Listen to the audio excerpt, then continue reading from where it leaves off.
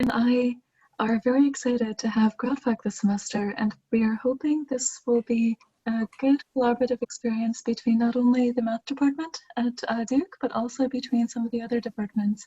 We have invited statistics and computer science and physics, as well as UNC. Hello. So thank you. Very quickly, I wanted to make two announcements.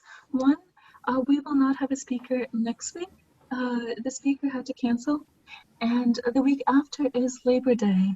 So we do not have GradFac the next 2 weeks, but we will resume as usual afterwards. And every single spot is filled up with primarily new faculty and postdocs, so please come. And the second announcement is Yu-Ching and I actually both have the same class that starts at 5:15. So we may not be able to give closing remarks and such. Colleen and Shreya very graciously volunteered to do things such as monitor questions and to stay over. So thank you so much. Please reach out to either one of us, and also Colleen. And Demetre, feel free to start whenever you are ready. Sorry, thank you. Okay, great, yeah, great, thank you. Thank you all for showing up. Before I start, I kind of designed this mainly for graduate students. So if I had known that this would be my kind of professional introduction to many of the faculty, maybe. No. Talk to the graduate students. You throw the faculty under the bus. The language is a little bit more playful than I would have otherwise. Anyways, I'm Demetre. I'm a new postdoc here. And also, not all faculty are geometers. Don't forget that. Yeah. Okay, so also please tell me if you can't hear me. The microphone is in a different location than I might look, so please let me know. Okay, so what I want to tell you about today, it's a topic in Riemannian geometry. So in Riemannian geometry, you study some smooth manifold, and you make a choice. So you want to do geometry. You want to measure lengths of curves, angles of vectors, and a good tool for doing that is an inner product. So we make this is the formalism of Riemannian geometry. You make a choice of an inner product on each tangent space. You have a bunch of tangent spaces. You make a choice of, for each P, you make a choice of an inner product. Okay, and the fact that this thing has to vary smoothly gives you local invariance of the metric. It's called Riemannian metric.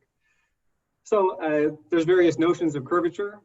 Maybe you've heard a few. For instance, there's the sectional curvature of a two-dimensional plane in the tangent space of your manifold, which might be higher dimensional. And there's also a weaker notion. So sectional curvature is a very strong notion. And Ricci curvature is an average of some sectional curvatures. That's a weaker notion. And you can measure the Ricci curvature in a given direction. But they're all notions of how curved the space is. And by the way, they all basically agree in dimension 2. If you have a surface in R3, they're all basically the Gauss curvature.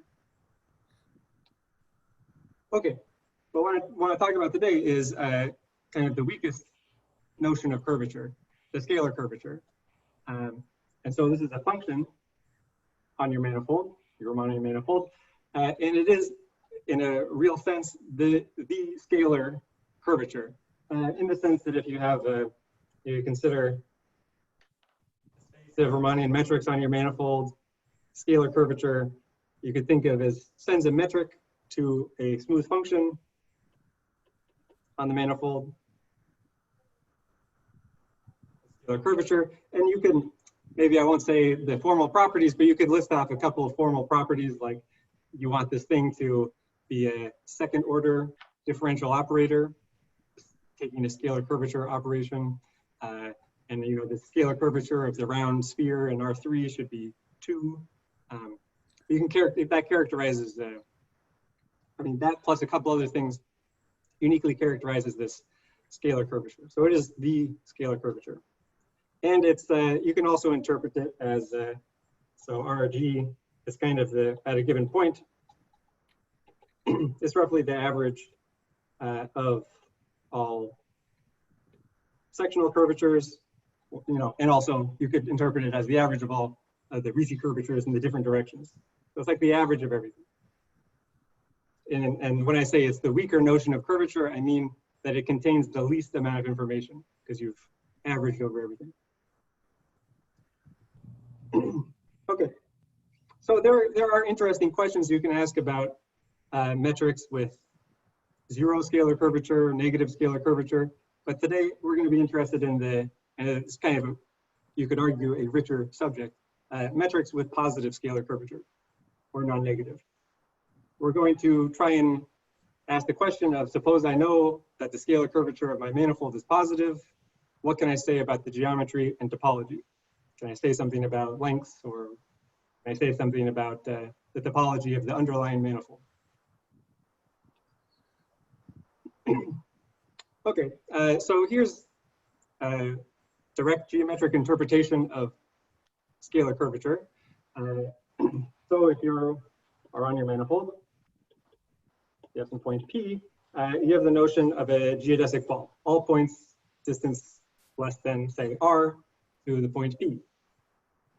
Now, if you Taylor expand the ratio of the volume of a ball in your space to the volume of the Euclidean ball in the radius, so you expand in R, like just Taylor expansion, the scalar curvature appears in the second order term. So we get the following elementary observation that if RG is always positive on your manifold, then small balls have a volume less than or equal to the volume of a corresponding Euclidean ball.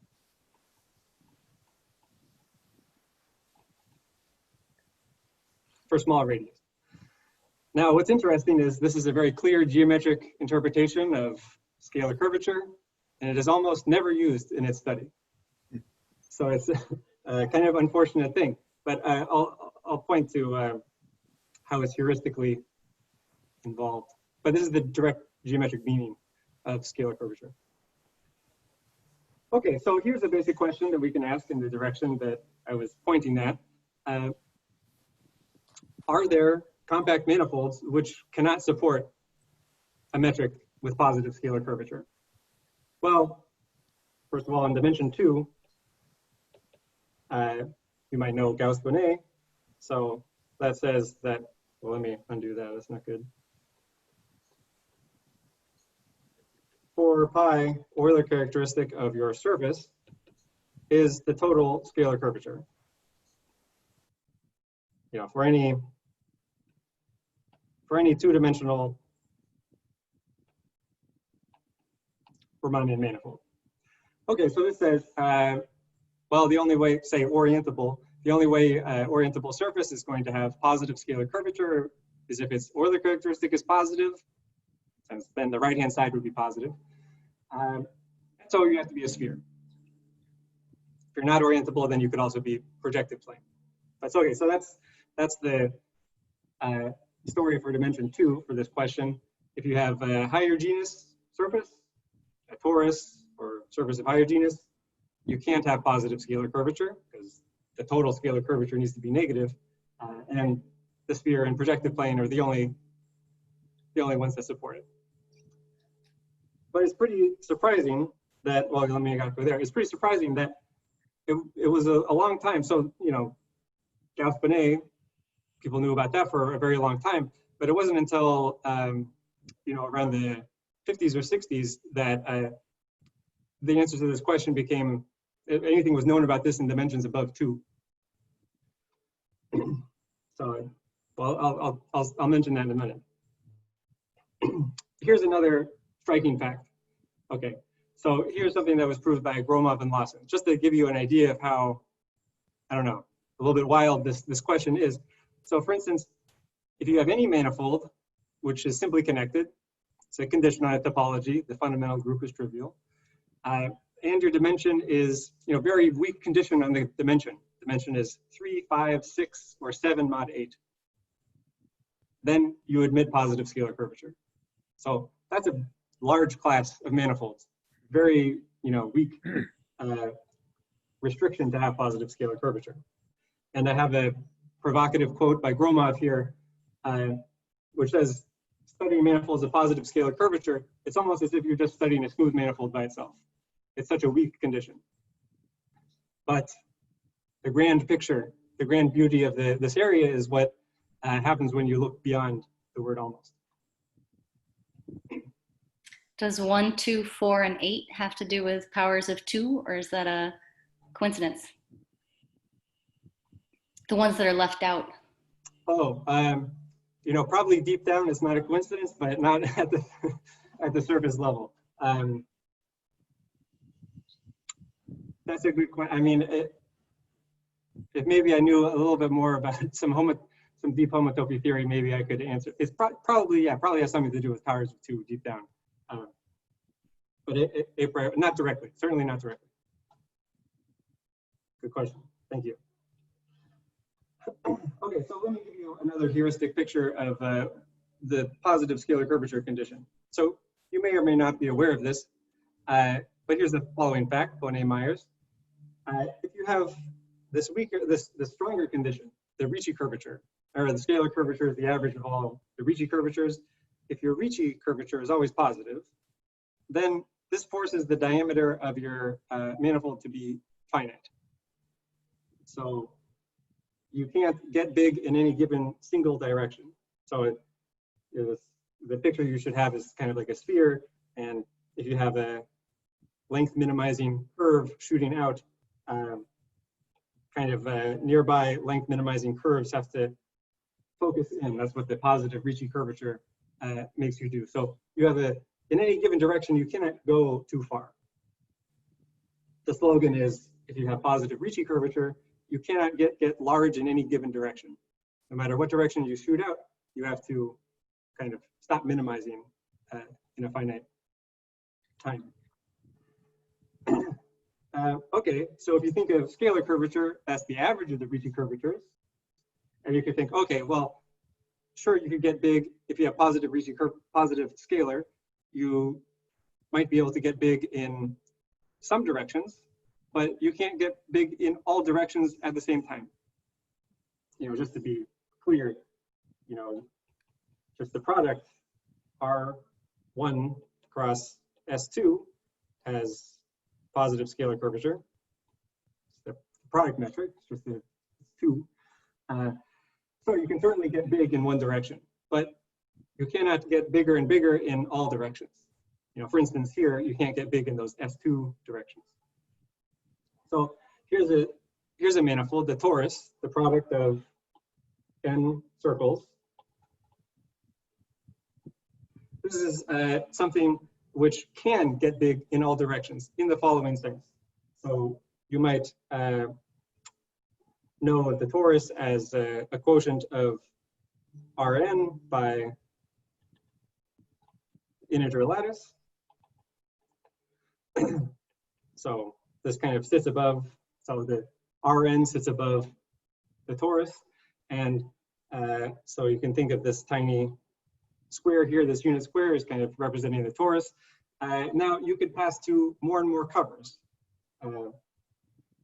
by considering larger and larger squares.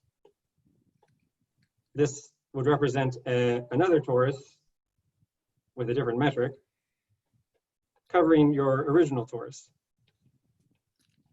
And you can make it bigger in all directions at the same time, is the point of what I'm saying here. So this is something which should not support positive scalar curvature, because it can get big in all directions at the same time by going to higher and higher covers. Okay, so this notion, you can make it rigorous and you can show that torus doesn't have positive scalar curvature. This leads to the notion of Gromov-Lawson enlargeability in the 80s. So this is kind of, you can make this notion precise. And let me give you another perspective on this heuristic, which is not commonplace, but I think it's kind of provocative, and I've been thinking about it recently. So what I just said here is it's can be made rigorous. What I am about to say that cannot really be made rigorous, or not yet. Okay, so there's a metric geometry perspective on positive scalar curvature.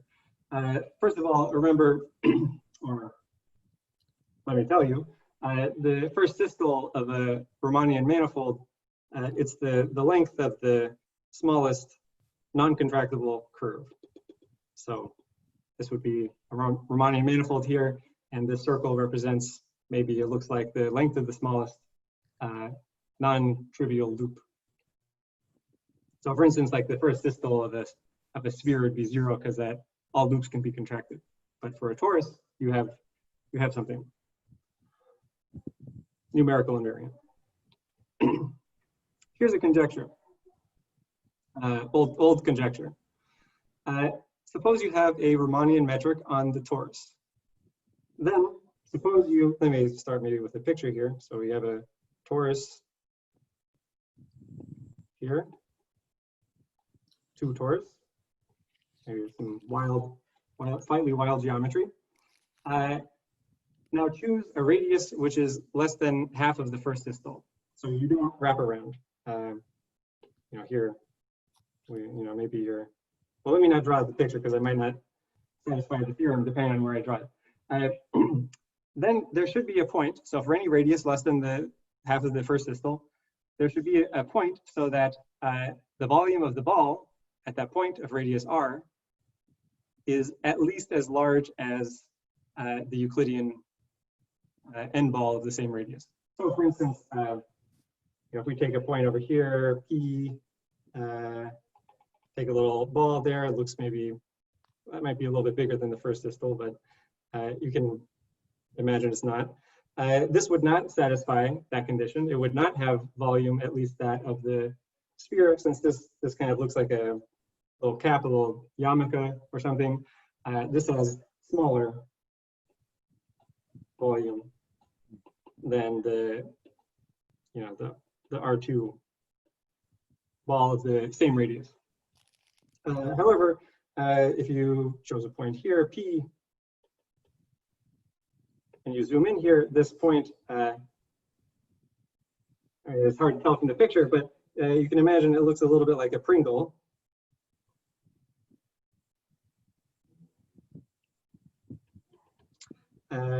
I'm just there's a zoomed in picture here, and this would be a point which does satisfy the theorem. This would be a point where the volume is larger than that of the Euclidean sphere. So this check mark, so this has the larger volume compared to the sphere. Okay, that's a conjecture. It's not known, by the way. Open conjecture in high dimensions above 2. So just some history here. This has a priori nothing to do with scalar curvature, except it does mention volumes of balls. So just some history here. The thing that's closest to what I've just written here was proven by Guth, 2009, with a non-optimal constant. So the optimal constant would be the volume of the unit ball in Rn for that Cn. He shows it with something that's less than that. And this kind of fits into a larger family of results known as systolic inequalities for obvious reasons. The original one proven by Launer in dimension 2 a long time ago, and then it wasn't until the 80s Gromov proved a higher dimensional version. There's also a long and interesting, you could give a whole talk on, I mean, you could give many talks on that. It's a very interesting area, very interesting result. Seems very elementary, basic geometry. It's rather deep. What I want to remark is that the conjecture, the version of this inequality with the optimal constant, gives a very geometric proof. I mean, it doesn't because the conjecture is not known yet, but would give a very geometric proof that the torus can't admit positive scalar curvature, because this says that for any metric on, this would tell you that there must always be, or you can't have a positive scalar curvature everywhere, because then for all, so you you can't have positive scalar curvature everywhere because for sufficiently small r, that would mean that the volume of little balls is less than that of the sphere, but this says it should be at least that of the sphere. So that would give a proof that the torus has no positive scalar curvature from the volume definition, which so far, no, as I said, no one uses the volume definition. Okay, so that's another perspective on this story. Okay, let me, so I'm going to go through and tell you kind of the different perspectives that people have taken on positive scalar curvature, the different techniques. And then at the end, I'll say a little bit about what I've done if there's some time there, but that's not really my focus here. Okay, so the scalar curvature has its own life in general relativity as well. This is kind of plays the role of a local energy density for gravity in general relativity. Relativity is supposed to be a model for how gravity works, how it's affected by mass and fields in the universe. So maybe a small bit of history here. Back in the very beginning, over 100 years ago, when Einstein was trying to formulate general relativity, trying to write down the exact equations, I guess he was kind of bouncing around various equations and said, okay, this is not quite right, maybe this one or that one. And Hilbert actually helped him at the time by realizing that the right set of equations, Einstein equations, can come from looking at from a functional, critical points of a functional, the functional being, you take a Lorentzian, not Riemannian, but very similar notion, metric, and you consider its total scalar curvature.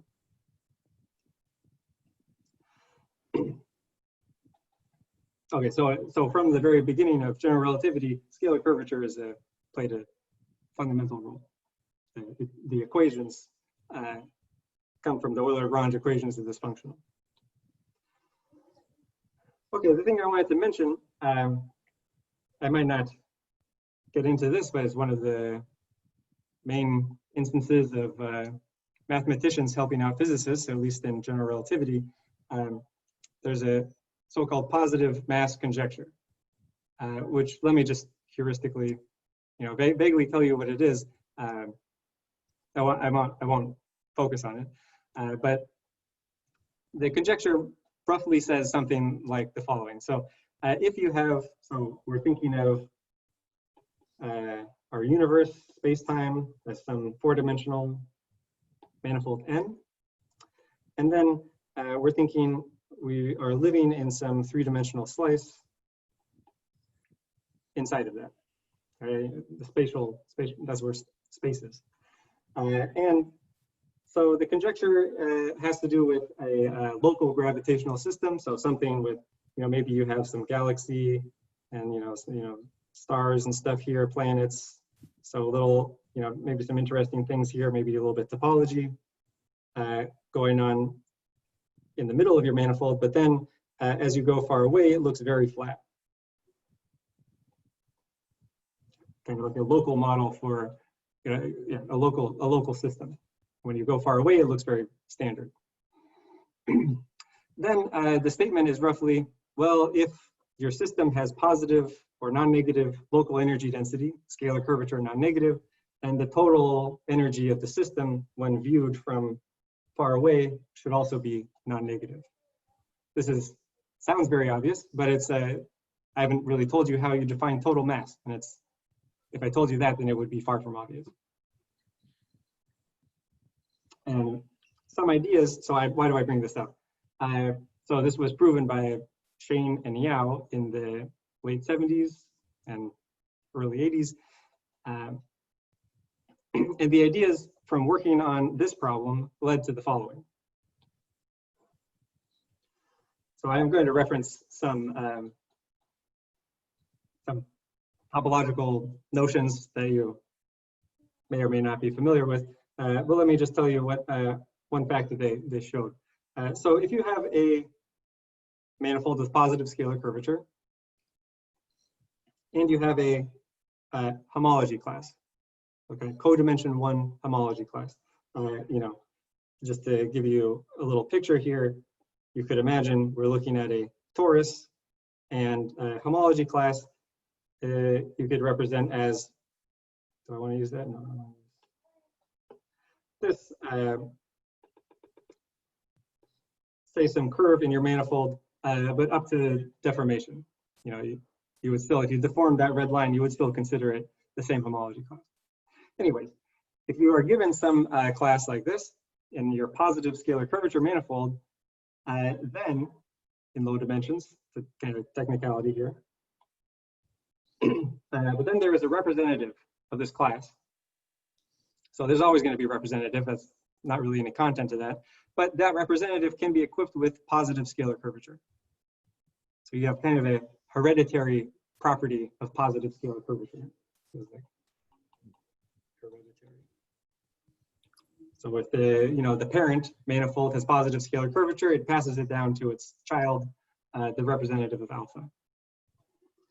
So as a corollary, you get a proof that the torus has no positive scalar curvature. So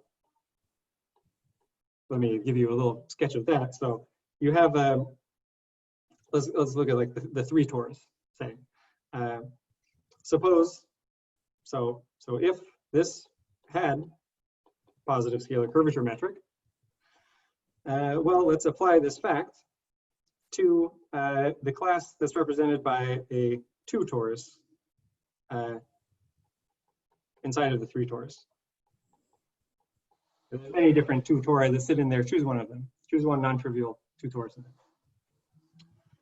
Okay, so then this fact would tell you that this thing can be represented, this non-trivial homology class can be represented with a manifold with positive scalar curvature. So this is represented by a surface inside of your torus with positive scalar curvature. But there's only one, surface, any 2-dimensional thing with positive scalar curvature. In this context, it has to be the sphere. But the topology of the torus, namely the fact that the universal cover of it is Rn, it's covered by the plane, which is contractible, means that this is a contradiction. You cannot represent a non-trivial homology class in the torus with a sphere. So this doesn't permit that. So that gives you a contradiction. So this represents kind of the second, or let's see, another perspective on positive scalar curvature, represented by this technique that allows you to called the minimal surface technique in positive scalar curvature, leveraging this fact that if you can represent classes by minimal hypersurfaces and then do some calculations in geometric analysis to then conclude that that surface has to have a positive scalar curvature metric. So I didn't mention that in the statement, but that representative is going to be one of minimal area. So it'll end up being a minimal surface. Okay. Very good. Now let me give you a totally different perspective. Okay, so all that I've said so far have to do with, say, just kind of more perspectives on why the torus should not have positive scalar curvature. But now let's go into a different direction altogether. Okay, so here's an exercise, a little bit of a lie, but this is, I guess, what I've heard is what, you could argue that Dirac was trying to think of. So imagine you are just looking at functions on Rn. So, vector calculus scenario. Here's an exercise. Try to find a first order operator. So an operator that, just looks like, maybe D just looks like the sum of, maybe some numbers or functions times partial derivatives. the first order operator. You know, the A's, they might be functions themselves or what have you. Try to find a first order operator so that if you do it twice to a function, you get the Laplacian back. So this is the usual Laplacian if you try to come up with, try to do it yourself. You know, it's a very tractable problem. This is what Dirac tried to do, kind of find a square root of the Laplacian. Because, you know, d twice is like d squared, so it's like d would be a square root. You'll quickly realize as you go in higher dimensions that real valued functions will not be sufficient to do that. I mean, in dimension 1, you can see that you can't have the function take values in real numbers because, well, it won't work out. You need complex numbers. And then you might discover the following if you think through this exercise very carefully. Okay, so here's the proper setting in which to carry out this exercise.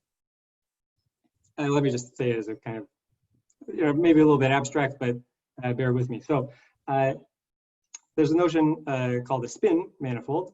The spin can, like, saying that your manifold is spin is like a extra version of being orientable. They have special fields on them, you know, like kind of like a vector field, except different, called spinors.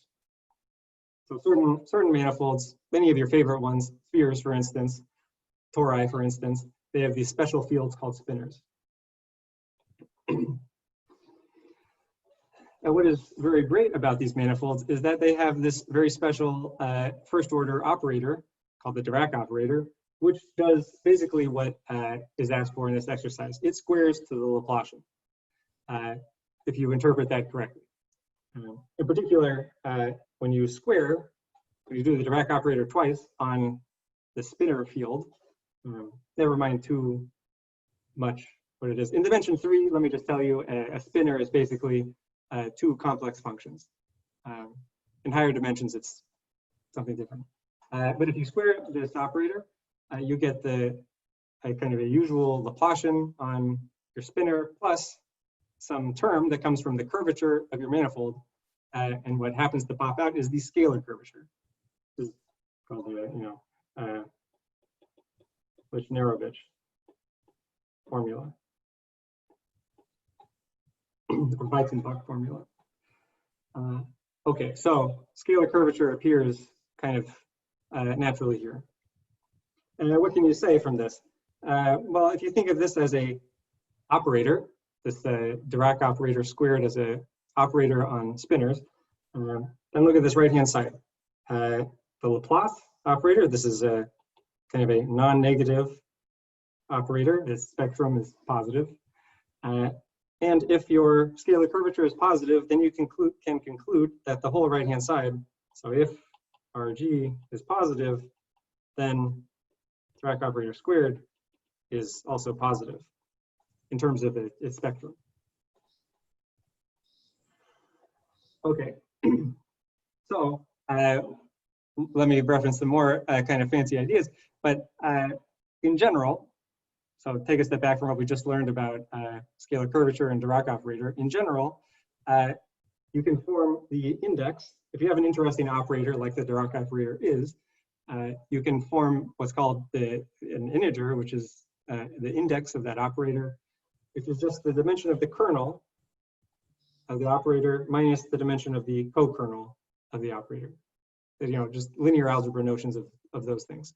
They will be finite, and you'll just be computing the difference of 2 whole numbers, and you'll get a whole number. Might be positive, might be negative, might be 0. And what I have here is not quite the Dirac operator, it's kind of half of it. The index of the Dirac operator itself will be 0. It's self-adjoint, but I don't need to elaborate there. The point is you have this object on the left-hand side, a whole number, which depends on the Riemannian geometry. As you know, as we see, the Dirac operator itself has to do with the scalar curvature. On the right-hand side, this is a topological invariant,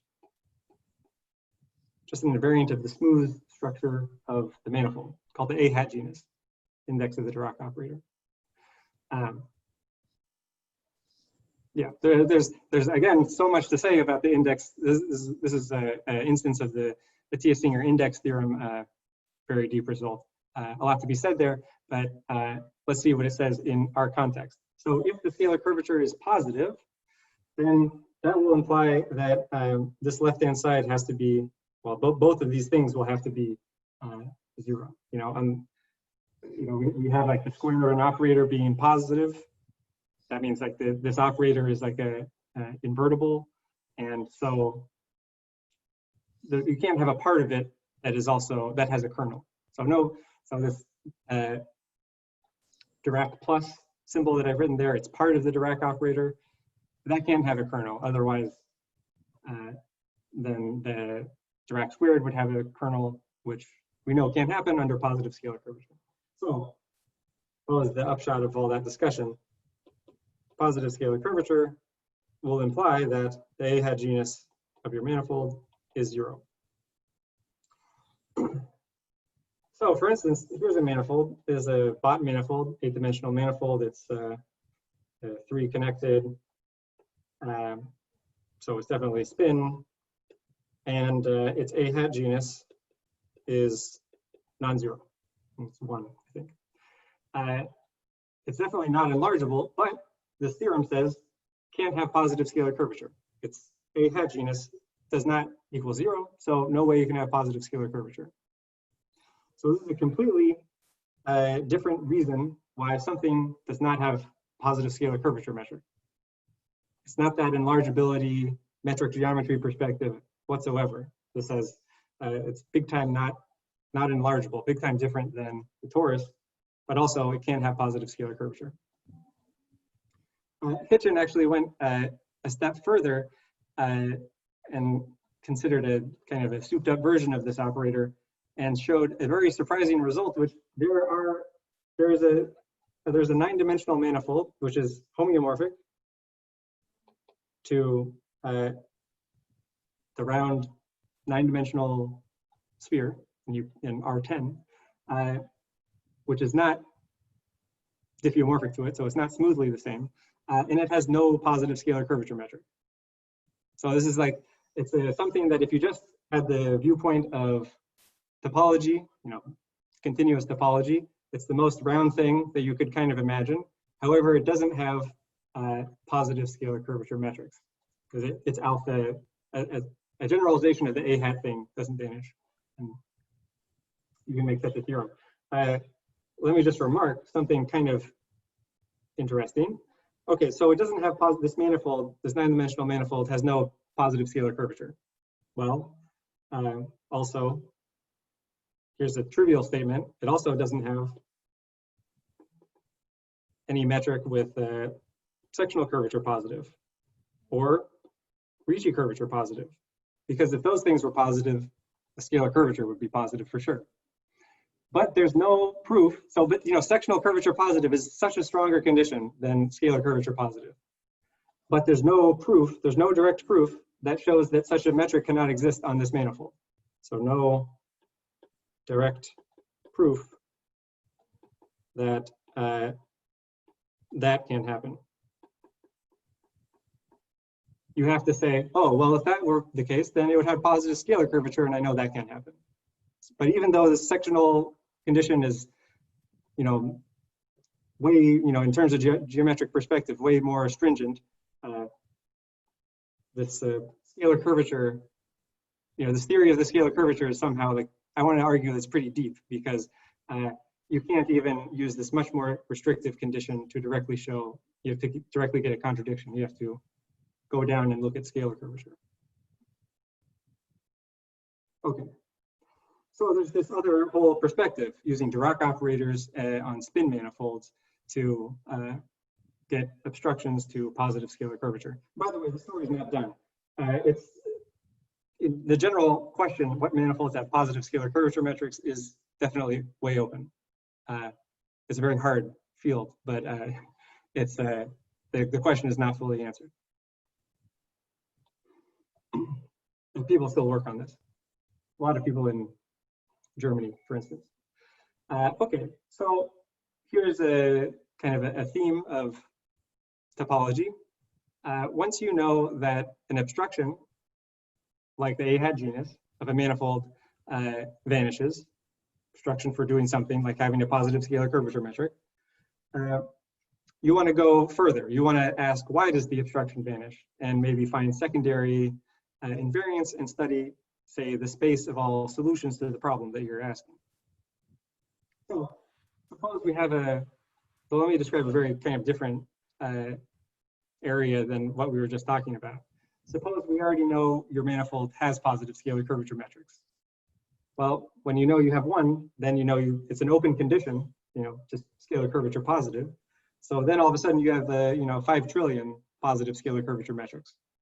You have a whole space of them. There's a space of positive scalar curvature metrics.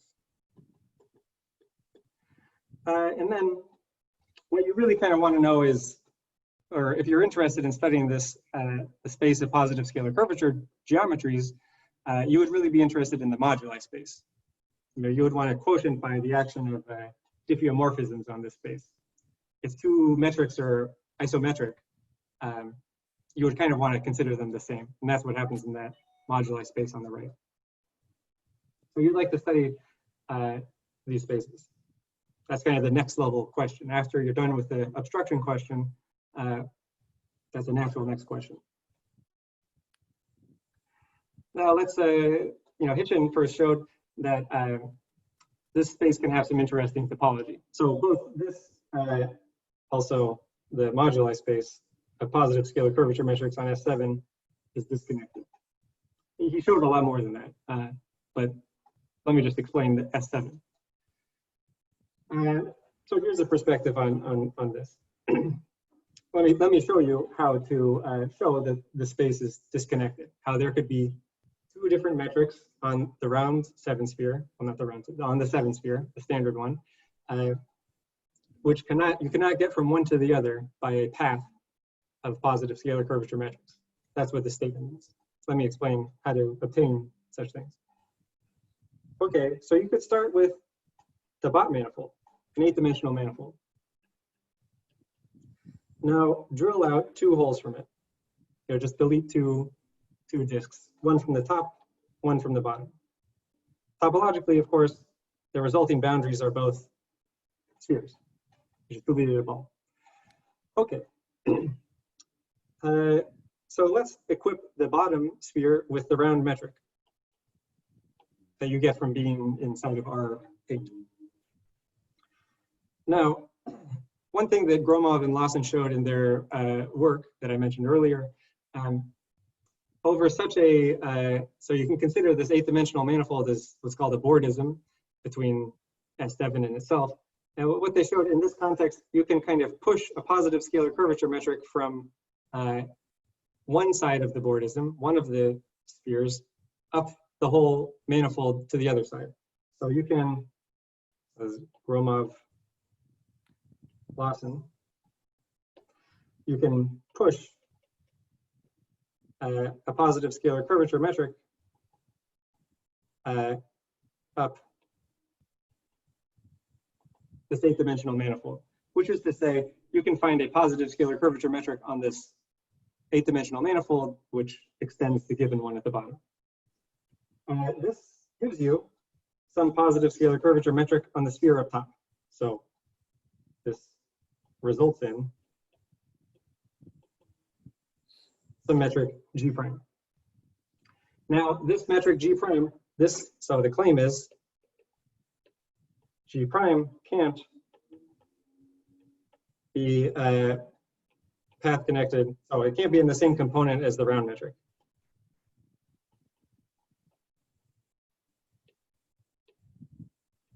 In the space of positive scalar curvature metrics as the round one. Why not? Well, if it were, then you could do the following construction. You could cap it off.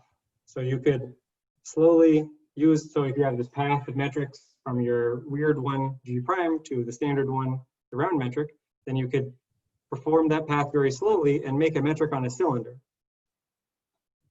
I don't really have too much space here, but make a metric on a cylinder with positive scalar curvature, to the round one, so that this intermediate tube has positive scalar curvature. And then once you have the round one, you can cap off with an upper hemisphere. And likewise do the same thing down there. It's like cap off procedure. And then what would result is positive scalar curvature on the Bott manifold, which we know can't happen. Because this procedure of attaching the caps in the top and the bottom, you still get the Bott manifold back. So this gives you a contradiction. Kind of interesting. Okay, so this gives you a proof that there's interesting topology in the space of positive scalar curvature metrics on a given manifold. Now let me, so I'm not going to say a whole lot more on this subject, but let me whet your whimsy a little bit with some more provocative statements about the space of positive scalar curvature metrics. This is a subject, by the way, of active research. These results are quite recent. So for instance, there's a very, very souped up version of what I just described, which can be organized in the following way. So let's take a look at, think of M as just a sphere. There's not too much, you could gussy it up a little bit, but let's just think about metrics on the sphere.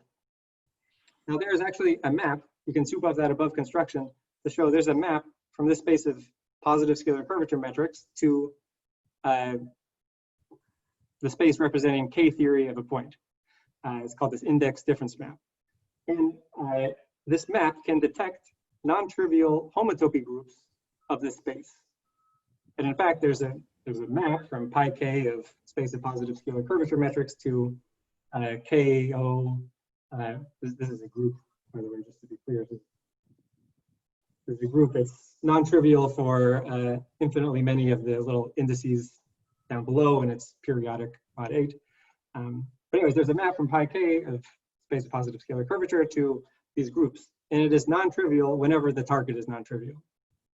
So, in particular, get infinite topology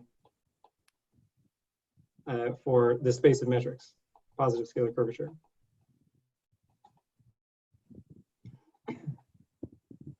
So there's very complicated space, and it's kind of an open question whether or not there's anything else. We know that there's a lot of topology coming from K theory, which is basically the index of the Dirac operator in various forms. But the question is there anything else? Or is the space of positive scalar curvature metrics on a sphere, is it just a really fancy model for K theory?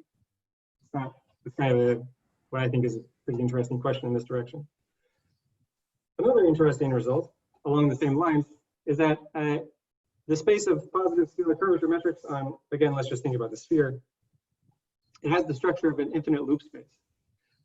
So what that means is, so if you have some space, say X, you can form the space of loops on that space, omega X, and then you can iterate that again and again, n-fold loop space, and take the limit as n goes to infinity. This is the notion of an infinite loop space. And it turns out that this space of positive scalar curvature metrics has that structure. A little bit abstract, but I just thought to mention it to give you an impression that there's some depth here. Okay, so let me tell you a little bit of some of my contributions to this area. So let me tell you a little bit about, I probably shouldn't have shown this whole thing, but never mind. So there's there are these things called Bordism groups for positive scalar curvature metrics. Now let me give you a quick sketch of what they are. So this omega n plus, say, orientable. When I write this, it's a group as a set. This consists of closed manifolds of dimension n with Riemannian metrics, so that G has positive scalar curvature. M should be compact. And then we mod out by a Bordism relation. So where M1 and M2 with Riemannian positive scalar curvature metrics on them are bordant, if in this group, they're the same in this group, if you can find, so here you have M2, here you have M1, if you can find a manifold of one higher dimension, n plus 1, with a positive scalar curvature metric itself, which extends the given ones and has a little colored neighborhood. This is a natural notion of bordism for these objects. And you can form a group under disjoint union. You take two such positive scalar curvature manifolds to the same dimension. Group operation is disjoint union. You get abelian groups. Not much is known about these groups. In fact, only one had been computed before what I did, which is the two-dimensional one, which is also trivial. So what I showed is that the three-dimensional positive scalar curvature bordism group is trivial. So that is kind of the second group. You know, you could argue that the first computation was done, I don't know, like around 100 years ago, and this is the next one to give you an idea of how hard these are to compute. It's not really reasonable to compute them, but to give you an idea of how hard they are, this is kind of the second one. And so let me just be clear. So if this were non-trivial, that would mean that there's two metrics on n-dimensional manifolds, so that there's no way to put a higher dimensional manifold in between them with positive scalar curvature. And so you can detect non-trivial classes in the presence of a fundamental group. So if you have manifolds with fundamental groups and you remember the structure of the fundamental group, I don't know why that showed up as, well, that was bold, should have been blackboard bold. Then you can define invariance based on the Dirac operator to detect non-trivial classes. So another thing I showed is that there are other bordism, positive scalar curvature bordism groups with non-trivial elements. Oh, this should have been an 8, sorry. And generally, that's the best you can do. You would like to kind of compute these groups, but this is not, in my opinion, reasonable. You can say more about these groups. The way I showed them, it's a little bit ad hoc, but it's an interesting question to see, to detect non-trivial classes and see when they are trivial. So for instance, what I did to prove this theorem is I found two different metrics on two different manifolds, so that they, computed some invariant and showed they were different. So let me just be clear about what that shows. This shows we found metrics G1, G2, say on lens space LP across a circle, which can't be bordant. And so let me just remind you, that means they also can't be isotopic. They can't be in the same path component in the space of positive scalar curvature metrics. So I just want to say this because the way I introduce it is not totally clear, but this result implies that the space of positive scalar curvature metrics, and even the space of, the moduli space for these manifolds is disconnected. The previous theorem that I said on the previous slide does not cover these manifolds. That previous theorem only really works for simply connected manifolds. Anyway, I just wanted to point out that there was a connection to the previous slide. Another thing I'd like to mention is, so this work on the bordism group, in particular the one where I showed the three-dimensional bordism group is trivial, seems like just kind of an abstract thing to do. Actually, I did it with a purpose. It had a role in the following fact. Enlargeable four manifolds can't support metrics with positive scalar curvature. We already know that from Gromov-Lawson. But even if you allow them to have singularities, which you know, now you're not just considering smooth metrics, but metrics with potentially very severe singularities. Even then, if you allow those, you can't have positive scalar curvature. Obviously, you need to say what exact notion of singularity you're talking about, but let me just give you a sketch of how some abstract kind of fact calculation of a Boresian group can be relevant here. Just a really cartoon picture.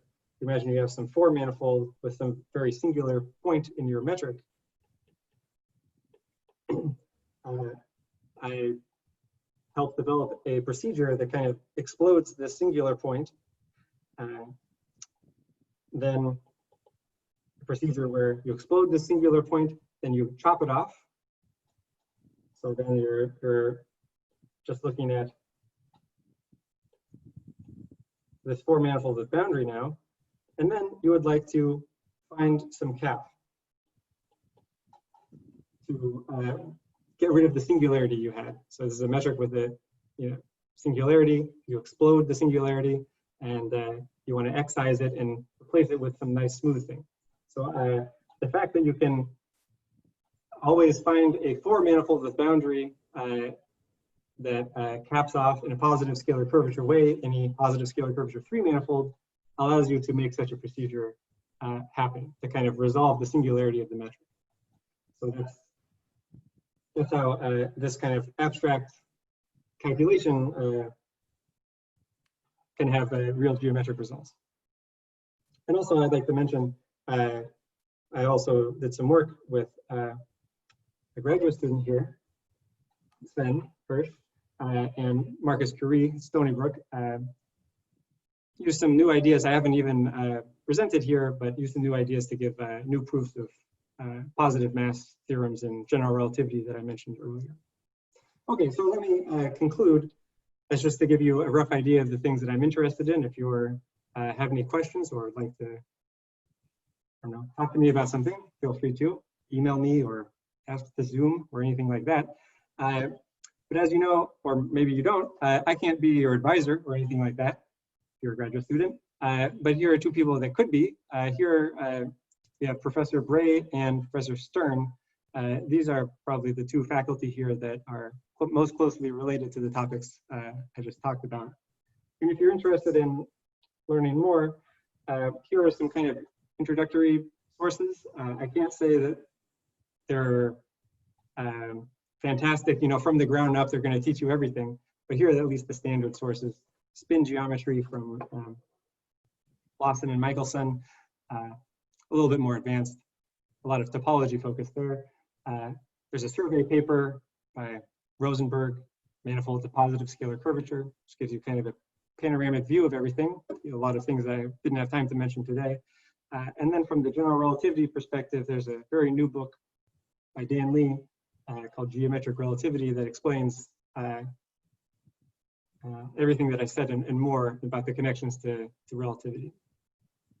Okay, so thank you very much for your attention, and I'll stop there. Thanks.